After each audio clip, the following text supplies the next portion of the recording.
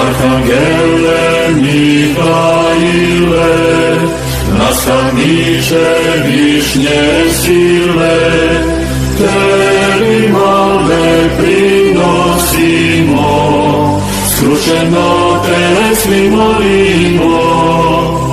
Tebi malbe prinosimo, skrušeno te svi molimo. Molim Boga svakda za nas, a najviše molim danas, da nas tebe proslavljamo i Bogu se poklanjamo. Da nas tebe proslavljamo i Bogu se poklanjamo.